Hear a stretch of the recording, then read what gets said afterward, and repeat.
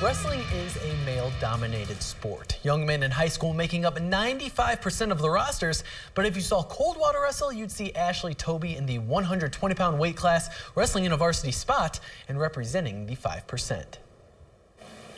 Ashley Tobe didn't grow up playing house. Instead, she had a brother to roughhouse with. It's not like the normal upbringing, so I got to be different when everybody else played with Barbie dolls and whatnot, so I got out more than everybody else did. I was always playing in the creek with my brother and hunting and fishing and whatnot. Now a senior at Coldwater High School, Tobe has wrestled her way into a varsity spot. It's very important to have her there, and hopefully she can stay healthy and keep that spot and make differences in all her duels and tournaments too. She can help out quite a bit, so it's real important for us. I've never been varsity. I was varsity for a few meets, but I mean now it's exciting because I'm trying to better myself and working harder at practice. It's a lot of pressure on me, but the thing is, if I wasn't here, they'd be giving up 6 points anyways. So therefore, with me trying my best, even if I do lose, maybe it's not the 6 points that was supposed to be given up. Her moves on the mats did not go unnoticed either. Tobe recently signed with the University of the Cumberlands, the number 6 ranked women's collegiate wrestling team in the nation. It's awesome because I get to further my education while doing something I love and getting part of my tuition paid for. I'm really excited because they're extremely good and I want to better myself and see what my full potential is. I think it's just so neat that she's going to get a scholarship and actually get to wrestle in college and wrestle girls too. That's, it's nice that she can have an opportunity, and I'm hoping this year being varsity we can help her get more prepared for that environment she's going to be going into, because I'm sure it's going to be a tough environment. When you go to girls meets, they're a lot not as strong as the guys are and not as aggressive, so when transferring there from boys to girls, it's way easier. Being different than the other girls at a young age helped Tobe become the wrestler she is today, and she is grateful for the support she has received through the years. I'm really thankful that my mom let me do that, because typical parents, they make them stereotypical by gender, but my mom was more express your own feelings, so therefore I can be what I want to be, and that was a wrestler. Let's take a break here on Your News Now Sports, but when we come back, highlights from the AFC and NFC North. Did the Browns finally get it done? Find out after this quick timeout. Welcome back. I'm sure Cleveland fans would like nothing more than a win from their Browns as a first night of Hanukkah gift or an early Christmas present. Hugh Jackson and the boys currently sit at 0-14, but the Chargers are also in a slump, losing their past 3 games. So here we are on Christmas Eve and the first night of Hanukkah. Let's see if the holiday spirit is with the home team today. First quarter, Browns trailing by 7, but Isaiah Crowell is able to even it all up with an 8-yard rushing touchdown. Ball game tied at 7s. We go into the second. Browns in the red zone. Crowell finding Pater and getting some love from the dog pound as well. Browns lead 14-10. Now let's see some of this defense. Phillip Rivers out of the gun, has time as he lofts one up, but Jamar Taylor is all over it. Browns with the INT, and they convert the turnover into points. Cody Parkey from 49 yards out, flag on the play, but the penalty is declined. Field goal is good. Browns lead 17-10.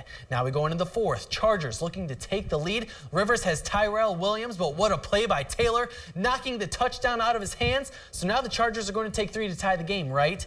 No. Jamie Meter using his size to get a paw on that ball and block it. Cleveland maintains their 3-point lead. However, the Chargers do get the ball back. 25 seconds to go. Rivers hooking up with his big tight end, Antonio Gates. He rumbles to the 26, just short of the first down. So it's 4th down. The Chargers can't stop the clock. They can't even spike it. They quickly line up for the game-tying field goal. The hold is good. Kick is up. But it's no good. A holiday miracle in Cleveland, winning their first game of the season and snapping their 17-game losing streak. Go ahead and cabbage patch all you want. Browns win 20-17. This is what it's about. It's about the winning feeling. I was just saying to somebody the other day, we haven't given out any game balls, to anybody, because we haven't won a game. I don't remember ever doing that, being in that situation. But today, everybody gets game balls. The whole organization gets game balls. It was a fight to the finish, and that's the way it is when you haven't won. You got to find a way to win one. Doesn't matter how you win it, just win it, and that's what it felt like. You don't want to say it was like our Super Bowl, but it really was. I mean, this was the biggest game of our year because it was our next opportunity to get that first win. For coach, for the teammates, for the fans. You could feel it in the stadium today, how excited everybody was. Finally getting that win and getting the monkey off our back, it definitely felt amazing.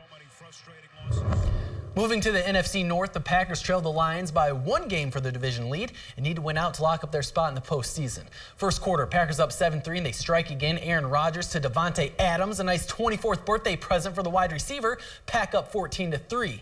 Into the second quarter, Vikings down but not out. Sam Bradford has Adam Thielen deep.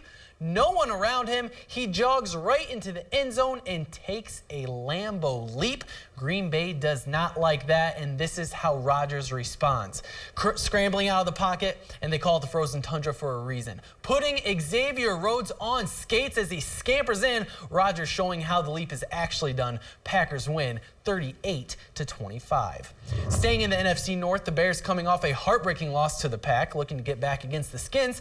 Late in the second quarter, Bears down 17. Matt Barkley with a beautiful pass to Cameron Meredith, cutting the Redskins' lead to 10 before halftime, but the Redskins put them away in the second half. Third string running back Mac Brown takes it in from 61 yards out. No one's catching him as he scampers on in. Bears lose 41-21.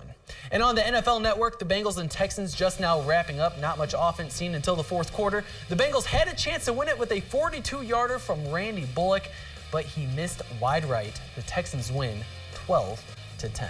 Well, I guess they should have kept Nugent. They should have. Cincinnati definitely struggling when it comes to kickers. All right, thank you, John. Stay with us. We'll be right back.